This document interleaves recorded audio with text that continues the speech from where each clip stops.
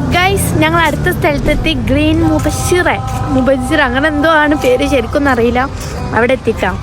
ഇനി ഇവിടെ ഇവിടെ നല്ല വെള്ളമൊക്കെ ഉണ്ട്.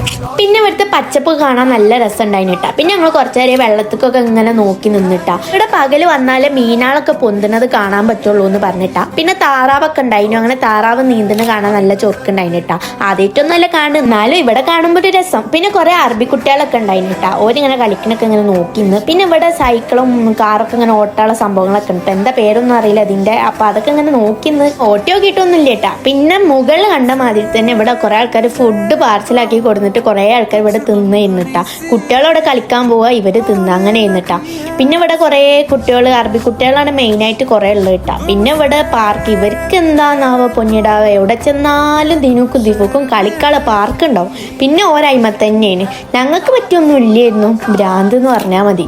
പിന്നെ ഞങ്ങൾ കുറച്ചു നേരം അതൊക്കെ ഇങ്ങനെ നോക്കി നിന്ന്. പിന്നെ അവിടെ സ്റ്റേജ് പോലത്തെ എന്തോ കണ്ടിട്ട് എന്താന്നൊന്നും മനസ്സിലായില്ല. പരിപാടി കാര്യങ്ങളൊന്നും ഉണ്ടാക്കി കഴിഞ്ഞിട്ടാ. അപ്പൊ ഗായ്സ് ഞങ്ങൾ ഇവിടെ നിന്ന് ഇറങ്ങിയിട്ടാ. പിന്നെ ഞങ്ങൾ അവിടുന്ന് പോന്നിട്ടാ. പിന്നെ ഞങ്ങൾക്ക് ഐസ്ക്രീം എന്തോ തിന്നാൻ തോന്നി. പിന്നെ ഒരു കടയിൽ നിർത്തിയിട്ട് ഞങ്ങൾക്ക് ഐസ്ക്രീം വേണമെന്ന് പറഞ്ഞിട്ടാ. അവിടെ അടുത്ത് തന്നെ പ്രേതാലയത്തിൻ്റെ മാതിരത്തെ ഓരോ മരങ്ങൾ ഇട്ടാ. കണ്ടാൽ വല്ല പ്രേതാലയമാണെന്ന് തോന്നൂട്ടാ. പിന്നെ ഞങ്ങൾ അതിൻ്റെ വീഡിയോസ് വെറുതെ എടുത്തിട്ടാ. എന്നിട്ട് ഞാൻ ഡിഫൂനെ പേടിപ്പിക്കാൻ, ഇവിടെ പ്രേതം ഉണ്ടാവും എന്നൊക്കെ പറഞ്ഞ് പേടിപ്പിക്കാനിട്ടാ.